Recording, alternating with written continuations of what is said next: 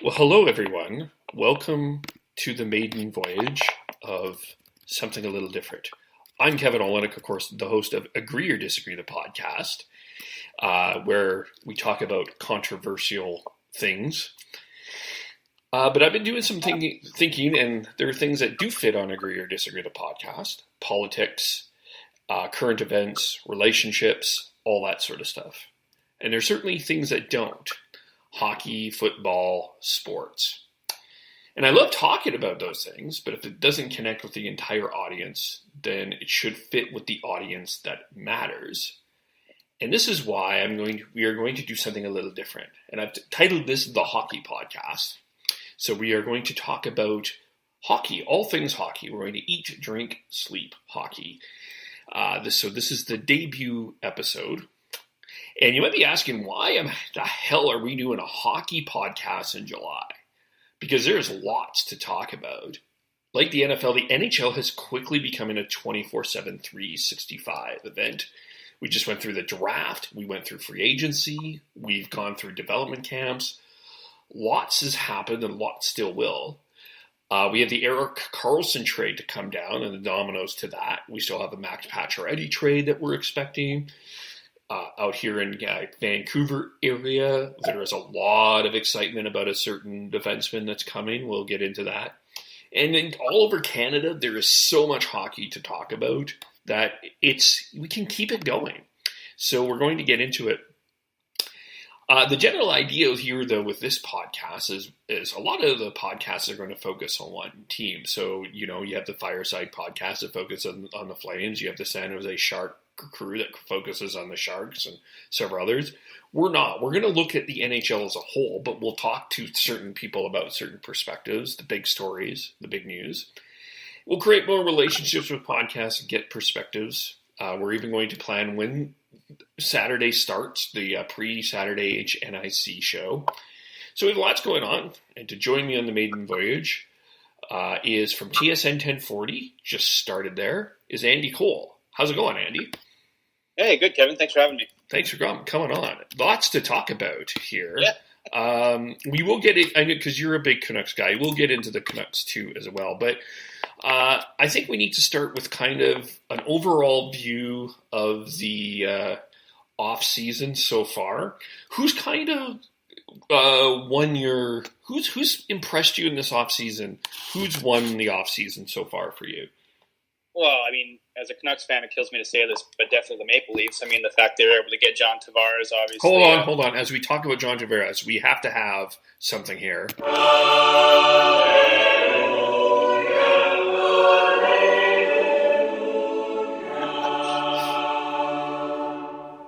Very nice. Yeah.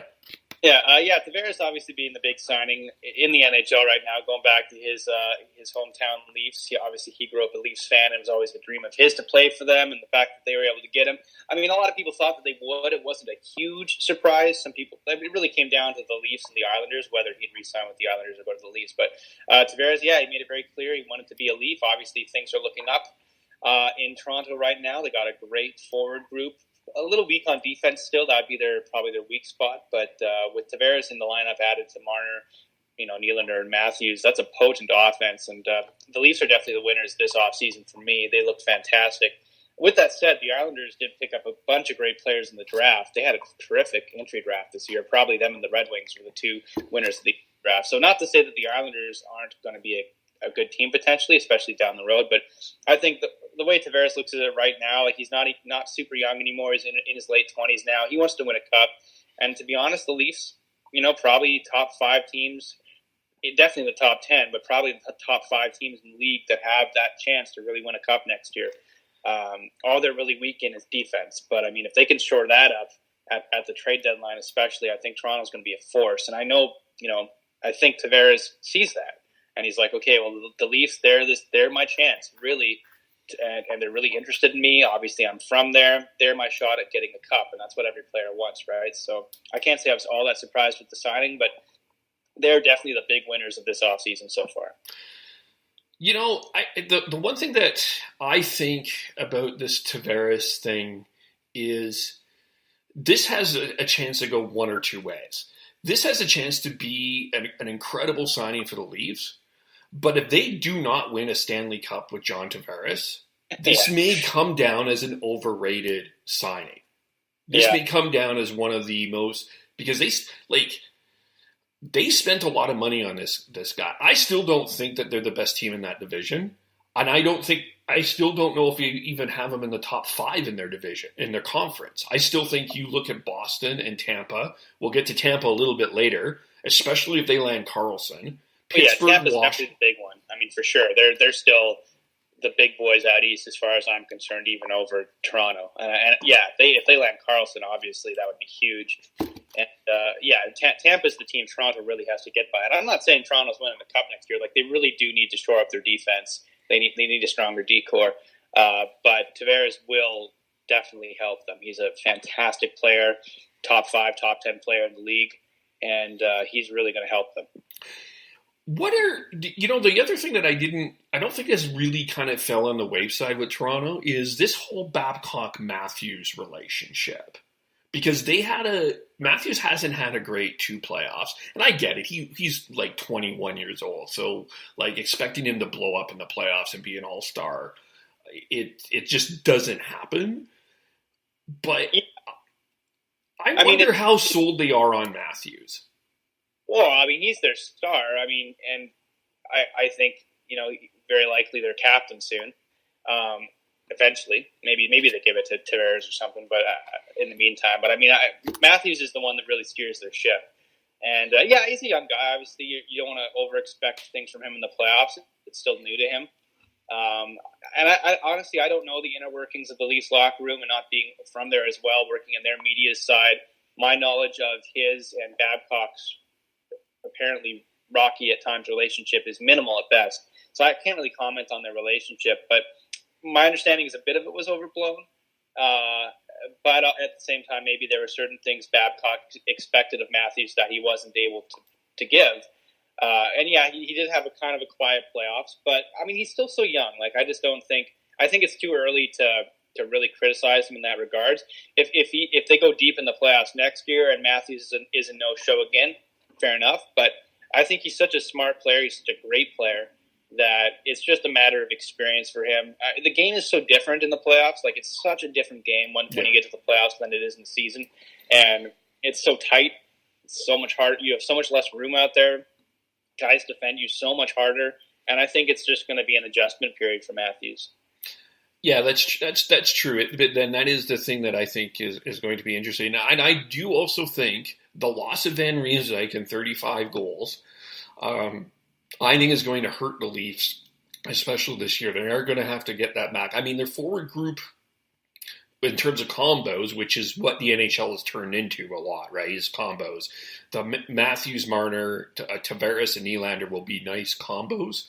But I think the loss of Van Riemsdyk, I think, will hurt. And they still need to improve that defense. Well, yeah, that's their big weakness. And any Leafs media guy or fan would tell you that. I mean, not to say the defense is terrible, but it's definitely the weak link. And that's definitely what they will need to focus on. I'm sure there are going to be more moves or changes down the road in that regards. The season's not here yet. And as I said, I think the trade deadline is going to be pretty active for them in terms of probably shoring up the defense, especially if there are injuries there. But I mean, the loss of Van Riemsdyk's goals, obviously that hurts them. But I think Tavares could make up a bunch of that. He's just such an important piece that was added to them that I don't think they're in dire straits at all. I think they'll be a very good team next year, one of the top in their conference. And I would be very surprised if that wasn't the case. I mean, to say that they're not going to make the playoffs is ridiculous. But there's still, the East is such an interesting thing because it feels a bit like the Western Conference in the NBA because you have like the upper elite, which I would certainly put. There's 6 teams in that upper elite. I would say Columbus hangs in there, Pittsburgh, Washington, obviously. Toronto, Boston, Tampa. Those are the upper 6 that I think make that very interesting going forward. Mm-hmm. Another team, I know that they lost Tavares, but I don't think that San Jose looks all that bad. No, they look good. Yeah, they're going to be a good team again next year. Obviously, Vegas, it'll be interesting to see if Vegas can carry things forward. I mean, Anaheim's sort of a wild card. They might be good. Colorado, Minnesota, they're sort of wild cards. They might improve. I'm sure Nashville and Winnipeg will both be good teams again next year. Vancouver, not so much. But they're at the opposite end of the spectrum, I think, at this point. But yeah. Yeah, I would agree. I like the signing of Kane. They could end up with Erik Karlsson. They're still in that race. They made a really adept move getting that Mike Hoffman in and out, getting some draft picks. Yeah, I wish Jim Benning could weaponize his cap space in the same way. It's definitely frustrating when you see these really smart GM moves being made by other teams, and then you have the Canucks signing, Beagle and Roussel, and it's from a Canucks fan standpoint, it's frustrating when you see those savvy moves being made by other GMs. So speaking of people losing the off season, let's get to the Canucks. I don't know what's going on with it was very. I mean, the argument they make is they want these defensively sound veterans to come in and take the workload off the young offensive stars. So the guys like Pettersson, Besser, Horvat, Goldobin potentially, they can really shine without having to worry about taking the defensive load. And from that perspective, I get it. It makes sense to me. Like the signings from that perspective aren't bad by any stretch. The problem with the signings is the term, especially for Beagle, who's already 32 and he's signed for another 4 years, buyout proof, no less. Roussel's 29, another 4-year contract. Like if they sign those guys even to the same amount of money and it was only for 2 years, it wouldn't bother me nearly as much. Schaller from Boston, not so bad because he's only I think it's like $1.5 million or 1.9 or something. And he's good for what you're paying him. But I think so much emphasis, especially in Beagle's side, was put on the fact that you just want a cup. And that really shoots up your dollar value. And you could argue that that's, shouldn't be the case. Although, granted, he did have a really good playoffs, but he didn't have a great season. So, but then you talk to Stars fans and you talk to Caps fans. Caps love Beagle, which makes sense. You definitely attach yourself more to players on your team when they win a cup for you. Stars fans as well love Roussel. Like he's a very Alex Burrows kind of player, although you could argue maybe a bit undisciplined. Then again, I guess Burrows was at times as well. I don't hate the players. It's just the term and the amount of money they have spending on them that could really, down the road, hurt the Canucks when they're trying to make room for all these young guys coming in. And I guess if Beagle and Roussel and Schaller come in and they do their job defensively and they take the pressure off the young guys from that perspective, then it's not so bad. But there's a lot of question marks, and the signings the Canucks made from around the league, like you talk to media from any market, and they look at those signings the Canucks made, and they kind of just scratch their heads, like, is this the rebuild? Like, it was very confusing sense of direction for the team. Yeah, I think the Beagle, it's never hurts to have a guy with a Stanley Cup ring in your dressing room. No, but what does that mean? There's one side to that. But if you look at Troy Brouwer has a Stanley Cup ring in Calgary, and that guy has done little to nothing and has been an absolute anchor to the team. So you could see that. I think that Beagle provides a lot of value in that he will win faceoffs. He's a center, which is a valuable position in the NHL now. Sure. And a guy that you possibly could use as a trade chip later. Yeah, I mean, potentially. I mean, maybe they try and flip him at the trade deadline for a team that's going deep into the playoffs. But I get the leadership role, but at the same time, if you're a team like the Canucks that's nowhere near a playoff spot, let alone a cup run, like bringing in a guy that's won a cup just recently and has that experience to a team that's going on a cup run of their own potentially. Like if this was the 2011 Canucks and it looked like they'd be going deep into the playoffs, and you added a guy like Beagle at that point, I totally get it. It makes sense because you're adding somebody that's been there, done that to a team that's about to potentially go through the same thing. But the Canucks are so far removed from that conversation that the fact you're adding a guy that's just won a cup, I don't know how important that actually is. The leadership helps. The intangibles role, which stats guys hate to hear. I guess it has some effect, especially in the room. Like I'm not in the room, so I don't see how how a guy like Beagle will help the young guys. I'm sure there's a chance that he will, figure out the league and stuff like that. But I think the cup winning thing is a little overrated, but it always drives the price up of guys in free agency. Like anytime a guy is going to free agency and he's just won a cup, he will always get overpaid. And guys get overpaid in free agency anyways, but even more so when you've just won a cup. And I think that Beagle cashed in. And I'm not blaming Beagle. I mean, his agent took advantage of a team that knows they're soft defensively and physically unimposing and saw that and exploited it. And Beagle got a good contract. Same with Roussel. And so I'm not, piling on the players. I question the cup winning thing, if maybe that is a little bit overrated, especially for a team that, as I said, is nowhere near a playoff spot. And I don't expect them to be next year anyways. They might be worse next year than they were this past season, for all I know. I mean, you're replacing the Sedin twins with Beagle and Roussel. I'm sorry, that's not an upgrade. No. It's a downgrade, if anything. So I don't expect the Canucks to be any better. If anything, they might be worse. Yeah, that's certainly going to be interesting. And they're still with the Which Canucks. Is fine by me, by the way. What's that? I want Jack Hughes to play with his brother Quinn Hughes. If the Canucks could somehow get the first-round draft pick in Vancouver next season, no less, that'd be fine by me. I'm all aboard Team Tank for one more season at least. I want to lose for Hughes, so I don't care too much. But it does get frustrating after a while when your team is so bad for so long, right? Yeah, I guess this is the thing too, and it's interesting you brought that up because everyone here was talking about it'd be if the Canucks could get Rasmus Dahlin, that's the game changer. He's a generational player. We'll get to him in a bit, but if you could tell Canuck fans you could get Quinn and Jack Hughes.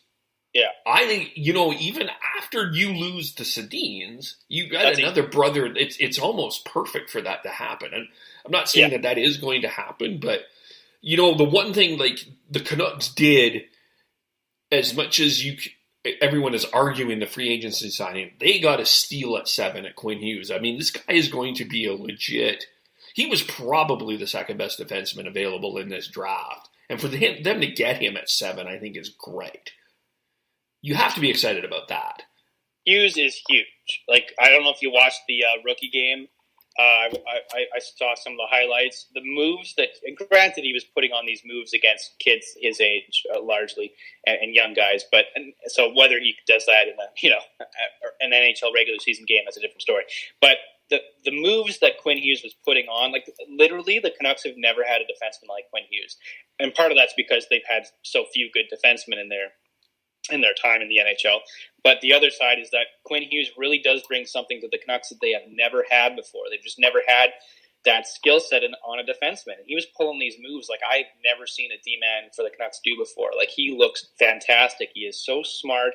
He's such a great skater. Hockey IQ through the roof. Got great hands. He's so effortless in both ends of the ice. He's defensively sound, but he's also fantastic offensively as well. I'd be very surprised if he didn't make the team next year. And if they send him back down to Utica or something, that would just be maddening, which they might do. But I think at the very least he'll get his 9 games. But Quinn Hughes looks so fantastic. He'll really help the Canucks. Like, for once, they got the guy they were hoping for. Well, they got Pettersson as well. They wanted him also. But, I mean, the Canucks have had such little draft luck in the last half-decade that when they got Quinn Hughes, that was a huge sigh of relief to so many people, myself included. I didn't think he would fall to 7. I was very surprised when he did. A bunch of other teams in front of the Canucks took players that were questionable moves in my eyes, but hey, I'm not a GM, so maybe it'll work out for the teams. But I'm stoked that Quinn Hughes is a Canuck. He'll be fantastic for them. Best defenseman they've ever drafted by far. And if they could somehow land Jack next year, they've never had a first-round pick. But, I mean, if there was a time to get your first-round pick, that they make, I should say, they've never had a first-round pick that they've selected. If you can get your first-rounder in Vancouver, no less, that's massive. And Jack's already said he wants to play with his brother. He's been pretty open about it. So, I mean, if Jack Hughes and Quinn Hughes could play together, that would more than make up for the loss of the Sedin twins, I think, down the road at least. So, I mean, looking at the Canucks defense here, so you've got Pouliot, you got a lot of question marks there. We'll get into those other teams here in a second that bobbled the draft. But you look at you got Pouliot, you got Hutton, you've got Edler, who is not going anywhere, maybe ever. And you've got on your right, you got Gabranson, Tanev, if he starts the season here. Who do you play Hughes with? What's your ideal pair? That's a good question. Hopefully not Gabranson, but that seems like a very plausible place that they would put him, especially since Hughes is a smaller guy and Gabranson's a much bigger guy who could theoretically protect Hughes a little bit, shield him a bit. But I'm not a Gabranson fan. Like he's been very injury prone since he became a Canuck, but he's just such a floater. Like he's so big. That's the frustrating thing about Gabranson is that if he actually did his job and hit guys regularly, as opposed to just once every 20 games, I would like him because he has the ability to be very physically dominating and imposing as a player. But the problem is he almost never uses that size, and I don't expect that to continue or to suddenly happen with Gudbranson. I mean, he is who he is. He's not going to get any better than he is, I don't think. I hope he proves me wrong because he's a big black hole in that team right now. Like him being put with Hutton for a while really hurt Hutton's growth as a defenseman. And I think Hutton's much better than people give credit for. I agree with you. I think he will improve. Pouliot's not bad either. Like I think he still has room to improve. I don't mind Edler so much anymore. Edler used to madden me a lot, but over time he's become this really steady presence. Tanev, of course, is their best D-man. Problem is he's injured so much of the time. He's like their new Salo. But when Tanev isn't injured, he's terrific. I mean, yeah, I think they'll probably end up slotting Hughes in with Gudbranson, but I guess we'll see. Okay. And looking at the goaltending, there was a lot of excitement about Thatcher Demko. There's some thoughts about Michael DiPietro. You still have Markstrom, Nielsen. A lot were expecting Nielsen not to come back, but there hasn't been any movement on that yet. What are you thinking about the Canucks goaltending situation right now? That's a good question. I was going back to defense as well. I totally forgot about Del Zotto. Right? Yeah, I forgot about Del Zotto too, and I like Del Zotto, for what he is. I'm not a huge fan. I was kind of hoping Del Zotto would have been moved, especially with Hughes. Like I'd much rather see Hughes play than Del Zotto play. That's for sure. I think Del Zotto hopefully is the seventh man. Viega's probably going to be on the farm team. But at the same time, if I wouldn't be all that shocked if Del Zotto ended up bumping Hughes just because Green loves his vets, and which would be very frustrating because I think Hughes is better already than both Del Zotto and Gudbranson. He's already in their top 5, in my opinion, top 4 even potentially. That's how good he is. But I wouldn't be surprised if Hughes had to fight for a spot with Del Zotto, just because that seems to be Green's mentality. He's very much like Willie Desjardins in that way. He really gives way more chances to the vets than I think they deserve sometimes. And yeah, as far as the goaltending, obviously it was pretty terrible for the Canucks last year. Neither Markstrom or Nielsen look like starters. They'll probably both share the load. I would love to see, Demko looks fantastic. I would love to see Demko come in and wrestle the starting job away from one of them. I don't think that'll happen next year. I think Demko will probably get a bit more seasoning in Utica, but I hope he makes the team. Like, it'd be sweet if he could make the Canucks even in a backup role. And if you have to play Markstrom a little bit more than he did last year, just so Demko can get up there, that'd be great. I'm not sure about DiPietro yet. I don't know what to expect of it. Like, he looks good, but I don't know if he's necessarily going to be an NHL goalie yet. I hope he is, but I'm not sure what to make of him thus far. Yeah. But Demko looks fantastic. Or he did for Utica last year. Looked really good.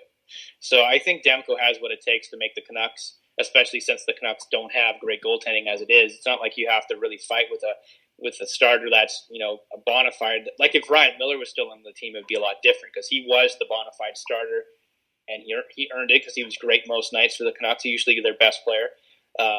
So it's in a position right now where they don't really have a set starter in terms of the quality of goaltending. Like neither Markstrom or Nielsen can handle as many games as they were given last year, in my opinion. And I don't expect either to improve all that much. So I think Demko can make the squad and get 20 games or so, but I guess we'll see. Do you see them getting a veteran goalie? No, I think they're set on Markstrom and Nielsen. and of course, Demko might come in and have a fantastic training camp and maybe get a spot. If they were a better team, I think they would go after a veteran goalie, but I think the management has kind of resigned themselves to the fact that they're not in a position where they'll be challenging for a playoff spot now. So I don't think they would go out and get a veteran at all. But hey, maybe I'm wrong. We'll see. We're still on the Canucks here. Let's talk about Jake Virtanen. This is a guy, I think there's been a love, almost hate relationship. Not that the fans hate Jake Virtanen so much, is like some feel he hasn't been given the opportunity. Management has said, well, he hasn't been earned the opportunity. There's been some say there's been issues. I don't know if that's true or not. What would be a good season for Jake Virtanen this year?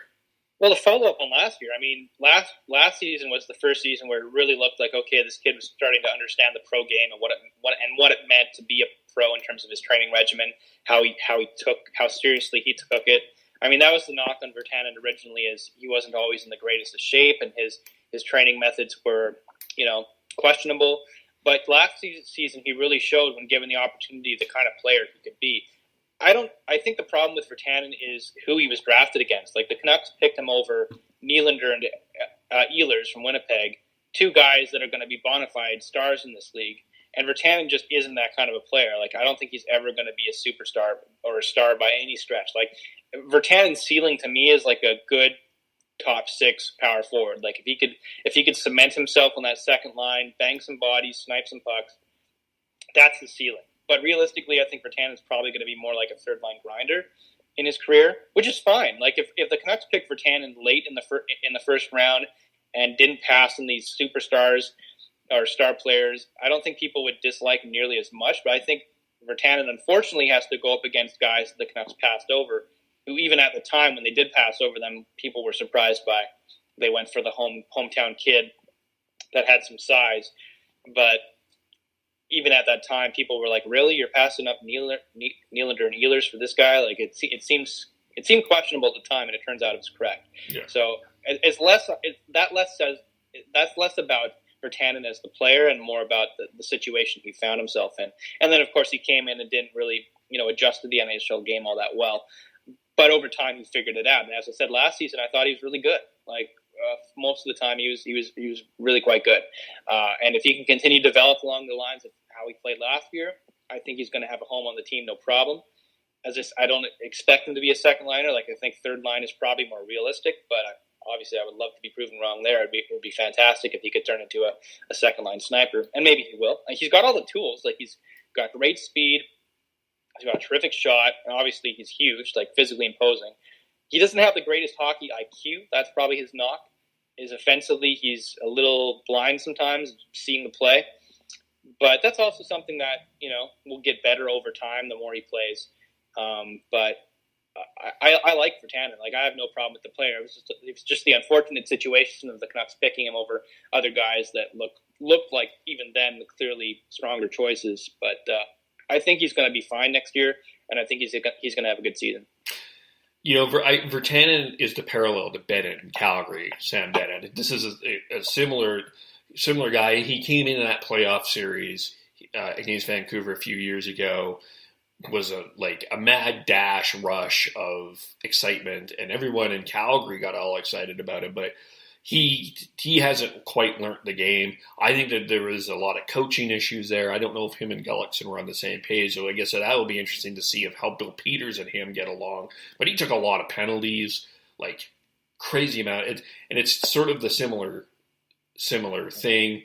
And then you got you got Leon Draisaitl up north, who's like dominating the league a lot more. Not that Draisaitl was picked ahead of Bennett, obviously, but it's a very similar situation. And even Olli Juolevi is in that same situation as Virtanen. Like, if he was on a different organization and wasn't passed over for a guy like Matthew Tkachuk, I think people would be like, Juolevi is okay, because it takes a while for defense to develop. I mean, yeah.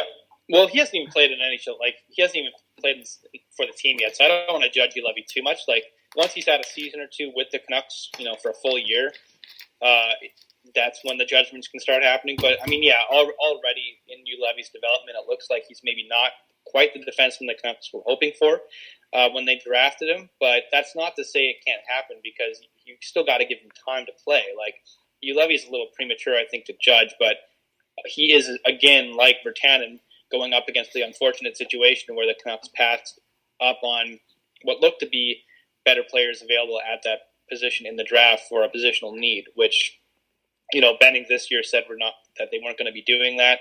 They were going to be drafting the best player available regardless of position. And I often wonder when he says that if he's sort of secretly referencing what they did in the past, because you should always pick the best player available, regardless of whether you have an overabundance of that position on your team anyways. You should always pick the best player available in the draft. Worst case scenario, you have too much of one thing, you can trade it for what you don't have of another thing, right? So Levy is just unfortunately going up against the fact that, they passed on Matthew Tkachuk, who looks like he's a really, really high-end, powerful show. And that's unfortunate. And that's unfortunate for Levy, too, because he's got that added pressure now. But I think Levy could still be a top 4 defenseman. Like, he looks good. I just think we have to give him time to develop, and it's maybe a little bit too early to cast judgment on him yet. Yeah, fair enough. Speaking of drafting and drafting the best player available, perhaps that advice would have been well given to Montreal, who did reach because they absolutely needed, and no one is going to disagree with anyone that Montreal needed a number 1 center. But I did this poll a couple of days ago. I said, who was in worse of a mess, the Canadiens or the Senators? And most people said the Senators. What would you say?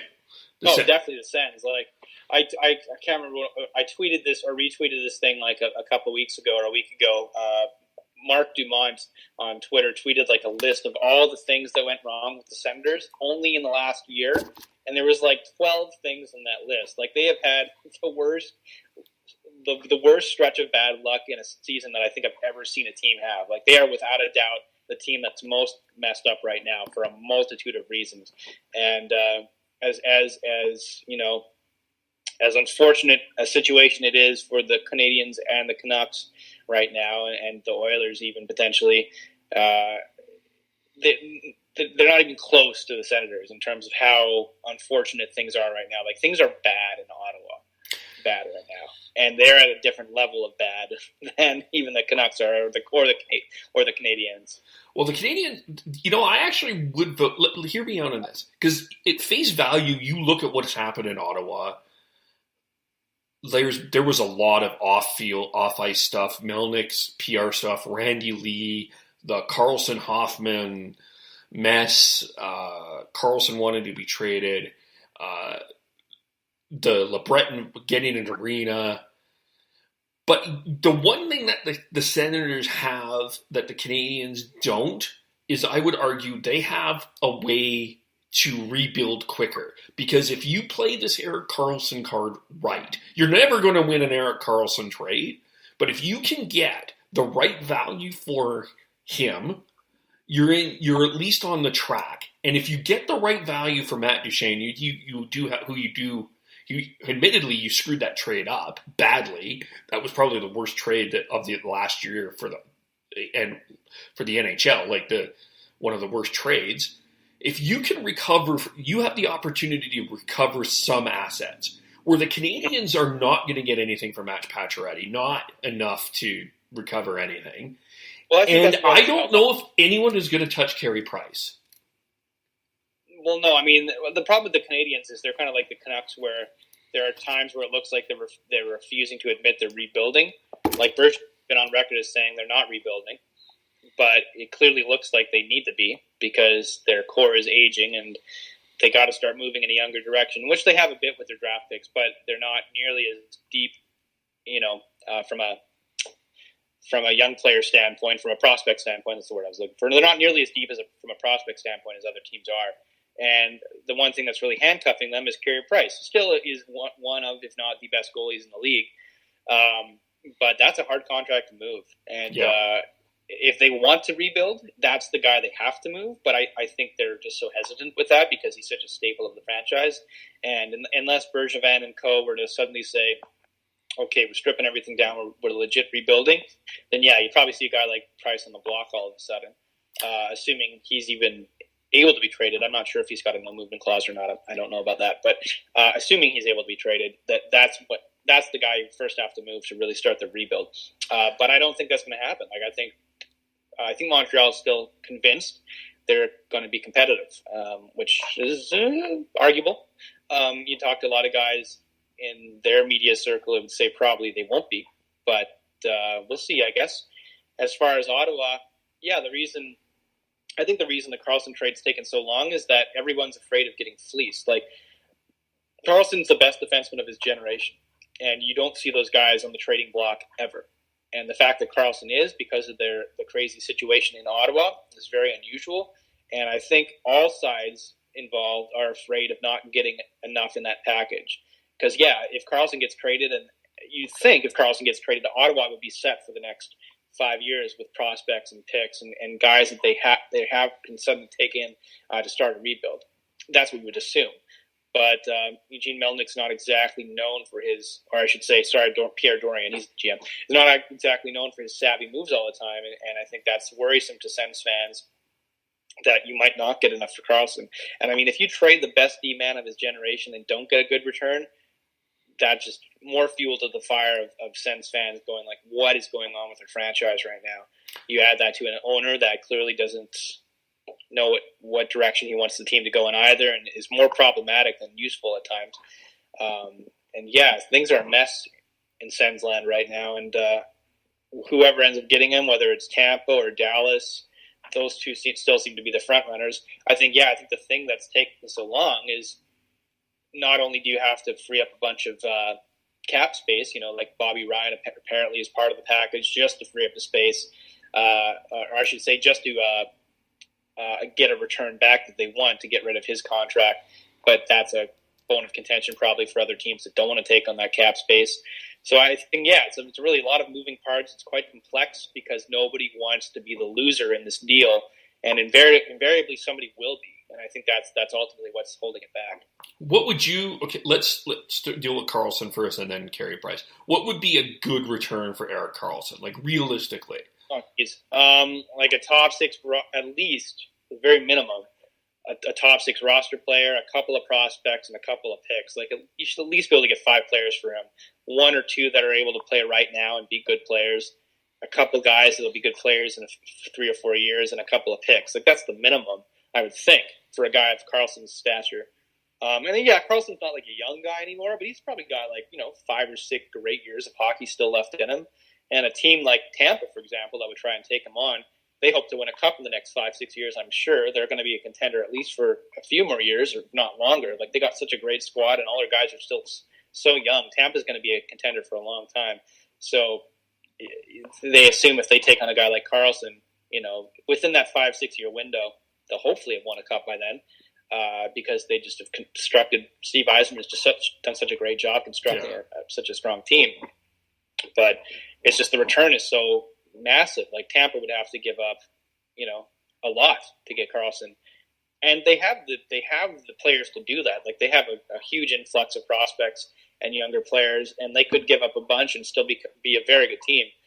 But as I said before, it's just, I think teams are afraid of not getting the right return. Yeah, for such a massive deal. It would be one of the biggest trades ever. Well, it would be it'd be right up there with Subban for Weber and Hall for Larson, if not bigger than both. It would be the trade of the decade, no question. Yeah, potentially, it would be. And they're using those last 2 trades as examples. They don't want to be the Canadians on the side of the Subban trade or the Oilers on the side of the Hall trade. Like, they want to. That's the fear, right? Is you don't get the return you're hoping for. So I think that's what's making it more complicated than maybe what's originally thought. What would you get? What would be a reasonable return for Carey Price at this point? I'm like you. I don't know. Like, in terms of contract, that's tough to move. And you remember that with Roberto Luongo. But the other thing is that he hasn't performed to the Carey Price level, and he's been injured as well. So for me, to want to give up a lot for Carey Price, I'm a little hesitant. I would be a little hesitant to do it. Well, that's again the thing is Carey Price's contract, and he's 30 now. Like he's not like super young anymore. I think if Carey Price was to fetch a good return for Montreal, he would have to go to a cup contender that needs a goaltender for a long cup run. Like you're not trading Carey Price to a rebuilding team. First of all, because Carey Price probably wouldn't want to go to one of those.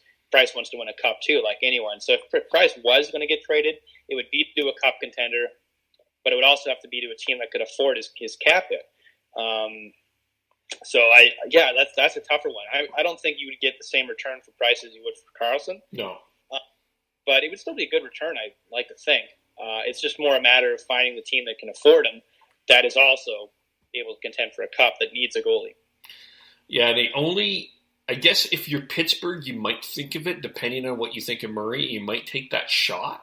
But I don't see a lot of teams taking that shot right now at Carey Price. I just don't see it. That's why the Habs are in big trouble right now. And he's a lot harder to move. Carey Price is a lot harder to move for a multitude of reasons. It would be much more challenging than the Carlson situation for Montreal. If they even decided to do it, that's another thing.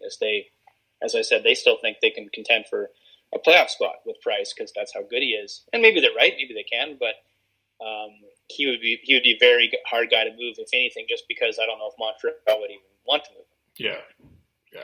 And you've already dealt with the PR disaster that was the PK Subban trade, so you have to be careful with that too. Oh yeah, that's just looking. And now Weber's out for like 5 or 6 months or something with it. Like that was a bad trade to begin with, but now it's even looking worse. Yeah, that was just. I mean, some people love the trade because they thought Weber was maybe 4 years younger than he actually was, or something. But I mean, that was a bad trade, and that's the thing is that's the fear GMs have is they don't want to be on the losing end of those big blockbuster deals, right? And that's why you see the struggles with moving a guy like Carlson that quickly. And as we said, Price is even in a different boat altogether because I'm not even convinced Montreal will try and trade him. Yeah. At least not while Bergevin's in charge. Yeah. Let's go through some other teams here before we get as we go on here. A lot of people were enamored with what St. Louis did, but I think they gave way too much up. I know that there were some pieces that they're like some guys that St. Louis weren't really high on in terms of prospects, but that was a lot to give up for Ryan O'Reilly, wasn't it? Was that just me? I'm sorry, you kind of broke up on me there. Can you say that again? Ryan O'Reilly, like I know that people are pretty high on him, and I know that some of those prospects that the Blues gave up were not high on Blues prospect lists, but that seemed like a lot to give up for Ryan O'Reilly. It did. I'm just looking at the package again. Berglund, Sabotka. I mean, I guess it's a matter of the Blues are tired of losing. Like they're like the most unsuccessful organization in the NHL outside of like the Canucks and the Sabres. Like they're right down there, like bottom 3 teams in terms of lack of playoff luck. It's the Blues, the Canucks, and the Sabres. So it's interesting that the Blues and the Sabres were the 2 teams. The Blues are much closer to being, because obviously they've been a playoff team for a while now. They're much closer to being a contender than the Sabres are, although you could argue that adding Dolan suddenly makes the Sabres incredibly dangerous.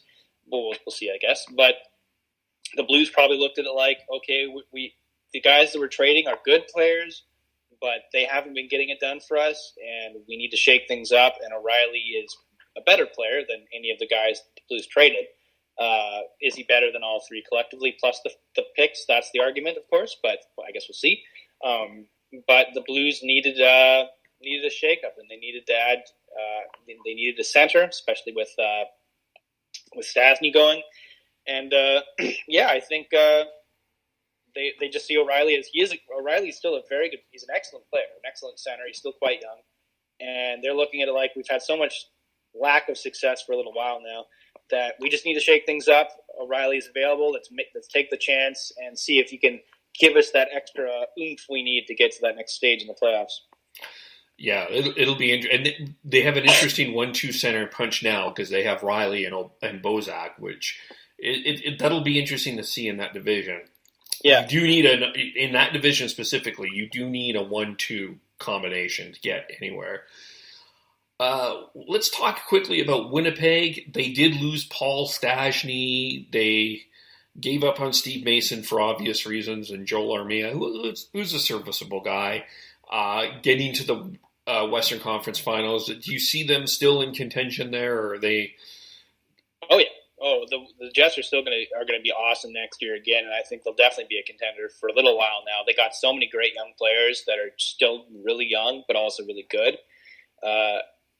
Losing Stastny hurts, but he was a really good pickup for them. But I think they're awesome. They're such a good team. I don't know if it'll matter all that much. I think they'll still be a definite contender out west, and one of the teams that'll probably challenge for a deep playoff run. Yeah, I agree with you. They're still going to be there, I think. What are we thinking about Vegas? I think that this is a very interesting time. They got to the final. That's a good question. I mean, I don't know, because nobody saw what they saw coming, what they did in the first year. Can they repeat again? I really don't know. Like, I think it could be all across the board. Like, if they were to go on a deep playoff run next year, I wouldn't be surprised. But at the same time, if they were to miss the playoffs and have an underwhelming sophomore year, I also wouldn't be surprised. Like, I think that's how wide it is across the board for Vegas as to what to expect of them. Was the first season the outlier? Will it be a lot harder to repeat that the second time around? Because on paper, obviously, they don't have the depth that you think they should have to go deep, but they proved everyone wrong by how hard their entire team worked and how they got behind the system of their coaching staff, of Gallant and their coaching staff. So I really don't know what to expect. The Vegas is going to be really interesting to watch to see what they do, because I really don't know. That's going to be it's a good question. You know, the one thing that they have the advantage of is if they were in the Central Division, in the Nashville, Winnipeg, Dallas division, they probably wouldn't have made the playoffs. I think that they had the advantage of being in a weaker division, because there's not a really super strong team in the Pacific. Like, the Oilers are good. The Flames were expected to be good. They both fell off. San Jose's good. Anaheim is on the way back. I think Vegas has that advantage of being in a weaker division. Well, yeah, the Pacific's been the weaker division for a while now, but you still got three really good California teams to contend with. Vegas was just better. They played a great system. They were relentless on the forecheck. Every turnover you would have against them, they would make you pay. Obviously, they had fantastic goaltending with Fleury and a couple of star turns in Carlson and Marchessault. Can Carlson and Marchessault repeat their performances? That's a question mark. Will Fleury have as strong a year next year as he did the previous year? He's sometimes, he's not always he's usually consistent, but he's not always consistent. So Vegas is going to be a question mark. Like, as I said, if they were suddenly bad next year, I wouldn't be incredibly surprised. But again, if they said, no, we're the first season wasn't a fluke, we're still going to be just as good, that wouldn't shock me either. Like, it's really that open-ended for that team, I think. Yeah, and another team that has that open-ended question is the Edmonton Oilers, who there was a lot of people going into last season that had the Edmonton Oilers getting to the Stanley Cup final. I wasn't one of them. I did have them winning the Pacific. They didn't make the playoffs. What are you thinking about the Oilers? Because there are some really good pieces on that team. You got the obvious ones, the obvious 97 and Draisaitl, and you got a okay-ish defense, and Talbot wasn't healthy all year, which I think was a big factor to where they start. They didn't get a lot from Lucic, which was in some ways not surprising. But where are you on the Oilers? What are you thinking? What are you expecting going into next year? They definitely are a better team than they showed last year. I think they could be a playoff team. They're really handcuffed kind of by their contracts, like the Lucic one, Draisaitl and McDavid. Their contracts are quite expensive for a good reason, but nevertheless, the contracts are steep, and I think that definitely makes it difficult to add, high-end pieces to the team, even with the salary cap going up. I think the Oilers should be able to make the playoffs, or at the very least come close to challenging for a playoff spot. I think they should be a lot better than they were last year. I only followed the team so much as when they played the Canucks. Like, I wasn't obviously following them to the same extent. I know they had some injury issues and stuff like that, but a lot of their guys were underperforming, and I think next year they should be better than they were this past season. Whether they make the playoffs, I don't know, but I think they should at the very least challenge for one. Like, I think, like, when you have Vancouver and Arizona at the bottom of the Pacific, Calgary and Edmonton both should be quite a bit higher up. I mean, Calgary obviously didn't have a terrible year, even though they missed, but both of those teams are better, I think, than the way they played the last season, and I think that both of them should be better.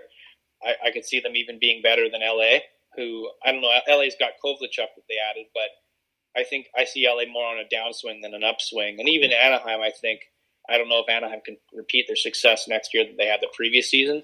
I don't see them quite on the same upswing either. So if Calgary and Edmonton and LA and Anaheim were all vying for playoff spots towards the end of the season, that wouldn't shock me all that much. I think Edmonton and Calgary should both be better than they showed last year. It is interesting what is going to happen in Calgary, because they had to do something after really was a disastrous second half. Really full season was a disaster, but specifically in the second half was such a disaster. You had the Mike Smith injury, and he shouldn't have came back. He should have been shut down for the year, but he came back. You had the situation with Dougie Hamilton, who the perception was is he wasn't a good presence in the dressing room. Yeah, I think that whole story is such BS. I do too. I think it just wasn't a fit, though. I would agree he wasn't a fit, but I think there's a bunch of other stuff that we don't want to talk about with Dougie Hamilton that is potentially there. That I think you look at what happened with TJ Brody. If he is going to play with Gio and he's going to get back to that level, I think is a good question. I do think that they're much better at forward with James Neal, with Lindholm. I think that you've got some really good combinations that you can play there. I do think ultimately Noah Hanifin will come up as the better player than Dougie Hamilton. I think I can see that. He's younger and has some upside. But you still have a lot of interesting questions in what Calgary is going to be, because you don't know. I personally thought they lost the Hamilton trade, but as you said, there's something going on behind the scenes that we're not privy to that expedited that deal.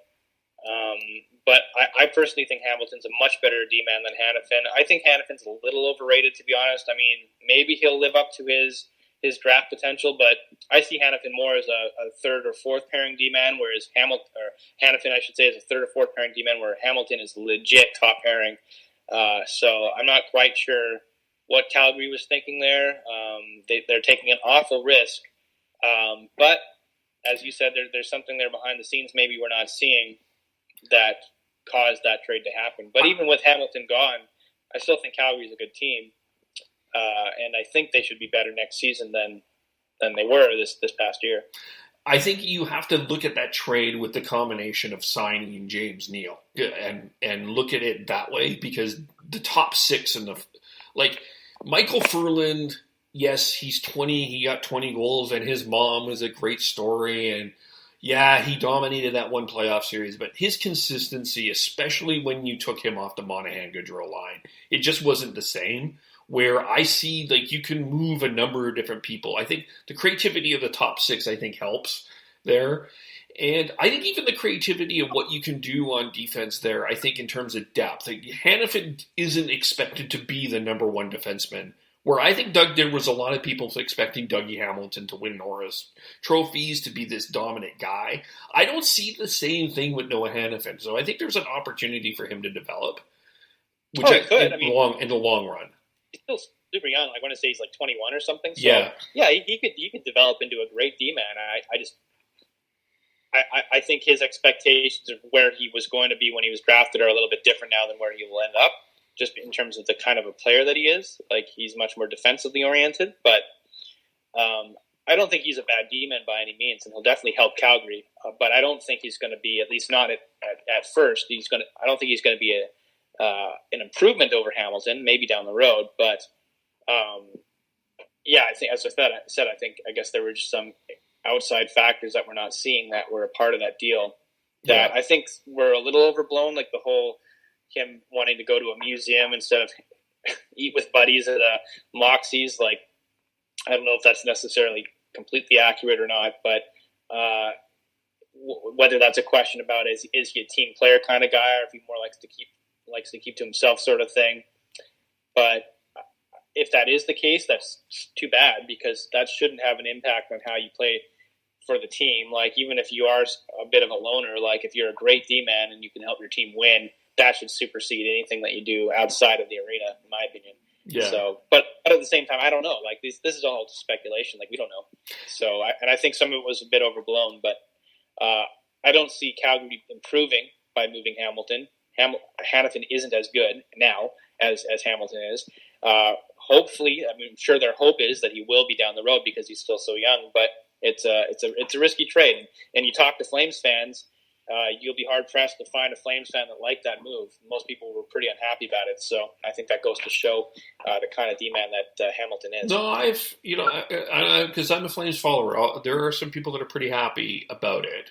There's some people upset. It's certainly polarizing, but what do Flames fans that aren't Hamilton fans, what is it about him they don't like? Well, here's a good example of where I think this is, to me, the problem that I had with Dougie Hamilton. I go back to a specific game against San Jose. It was in March. It was just after the Sharks got Evander Kane. It was probably one of their biggest games of the year. This was basically the Sharks were in town.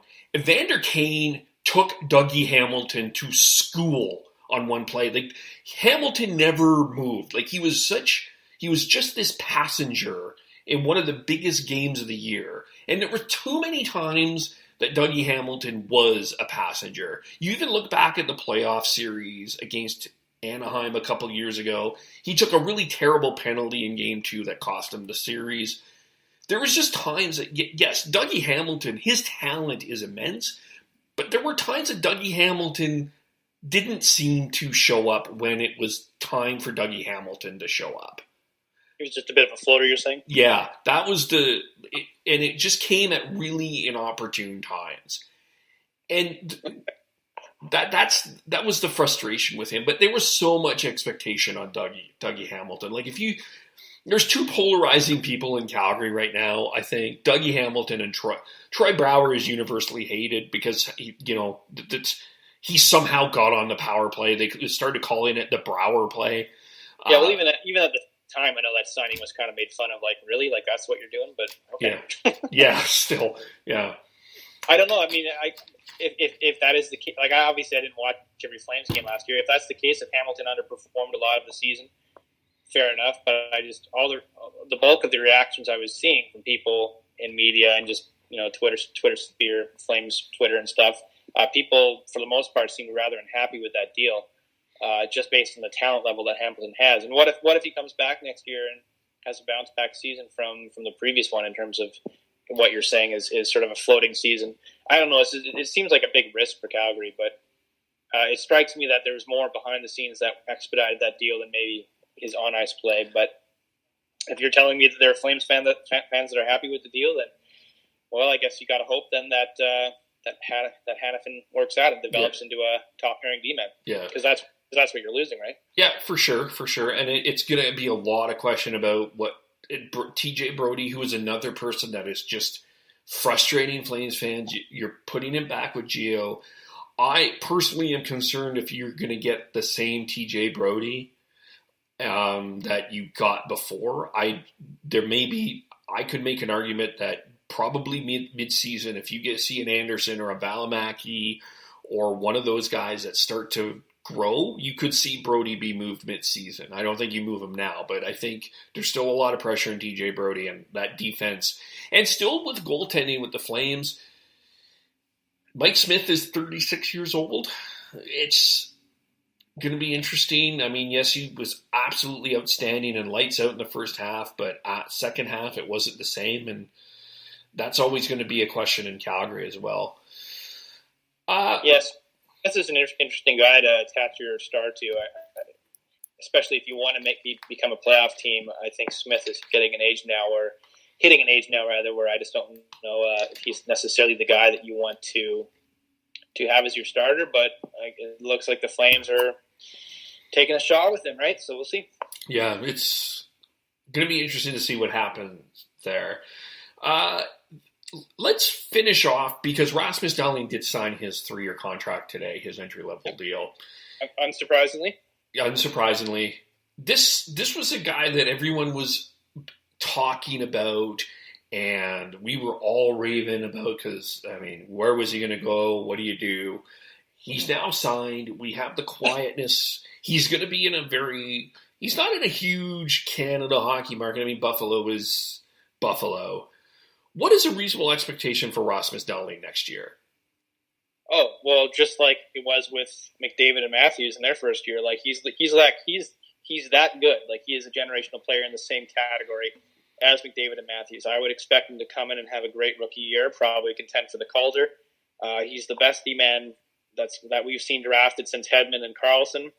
The sky's the limit for Dahlin, honestly. Like, he's such a premier talent that if he doesn't come in and have an immediate impact, I think that would be a disappointment. Like, everyone's expecting that he will come in and have an impact for the Sabres. Like, he's going to be a lot of fun to watch. He's certainly with a good coach in Phil Housley, who is a mobile defenseman, and he is a mobile defenseman as well. There's some talent in Buffalo. They've been a terrible organization, but there's some talent there. I would argue they kind of underperformed. Like, not saying that they're a great team, but they do have a lot of young talent, and you would think by now they would have developed into a slightly better team than they've been. But at the end of the day, it allowed them to draft Dahlin, so I guess it doesn't matter all that much. But, I think Buffalo could definitely be a lot better this year than they were last year. I don't know if I would necessarily say they're going to be a playoff contender, but Dahlin is so good that he immediately shoots them up a couple categories, in my opinion. Like, he's going to come in, and if he doesn't have a great year, I would be very shocked. Yeah. I mean, maybe there is an adjustment period for him playing in North America. I don't know, but he is such a premier talent in a category all to himself that I would be very shocked if he didn't come in and have a terrific season. Rookie of the year, Hant Luck. I'm sorry? He's the favorite for Rookie of the Year in your mind? Sorry, you broke up there. Say that again? Is he the Rookie of the Year? Oh, Rookie of the Year. Well, I don't know. I'm not really sure who he'd be going up against. I would have to look at the rookie crop. I don't have the names on my mind instantly. But just based on his stature and his talent level, I would be very surprised if he didn't at least get nominated for a Calder. I guess we'll see how his first season goes. But, yeah, he's good enough where a Calder nomination seems almost inevitable. Cool. But I guess it just matters more about who he's going up against. How many other rookies have great seasons? I mean, Pettersson for the Canucks. Yeah, that's true. That's true. He might challenge for a Calder spot. Like, I don't know if I would necessarily expect Pettersson to come in and have the same kind of first season that Besser did, but he's at that same talent level, so it's reasonable to expect that he will. The only knock on Pettersson is his size, but he's also one of those guys that's just so smart in a hockey IQ level. Is so high that the size hasn't really ever been an issue for him thus far. And he played against men in Sweden, so it's not like he's coming off playing against a bunch of kids. So I think Pettersson, if he has the kind of season that Besser did in his first year, obviously nominated for Calder, then I could definitely see Pettersson as well, maybe be fighting Dahlin for that Calder trophy at the end of the year. That's a good point. Pettersson's a good point. Yeah, we'll have to look at the rookie options as the season goes on. I think a lot of people are pretty high on Phillips' Zadina as well, which was a steal for Detroit. So I can't believe Montreal passed on him. That was hilarious. and seeing the reaction of Habs fans too, it just sort of says it all. Yeah. Zadina is going to be a player. Yeah, he's fantastic. He'll be fantastic. Yeah. It was a certainly fascinating draft. So where can people find you on Twitter? And tell us about what stuff you're up to. Yeah, at AndyCole84 on Twitter, at ANDYCOLE84 on Twitter. You can find me there. And you can hear me on TSN 1040 in Vancouver as well, tsn1040.ca. Awesome. Congrats on that gig as well. It'll be they're a great group of people, I know, so. Yeah, I know. It's my first day is later today, and it should be fun. All right. Cool. Well, thanks for joining. You can follow me. My personal Twitter is KEVOLE. And then, so follow me on there. Like the Hockey Podcast on Facebook. This will be launched on there as well. And make sure I have the right Twitter handle here, because I just created that as well as not as we were talking, but earlier this weekend. Find it on Twitter as well, the podcast, and it'll be on Spreaker and Podbean as well. But thanks for joining, Andy. It was a lot of fun, and I'm sure that we will do this again for sure. Absolutely. Thank you for having me, man. This is really cool. Yeah, cool. And we will talk to everyone soon. The Twitter handle is @podcast_hockey. Thanks again, Andy, and we will talk soon.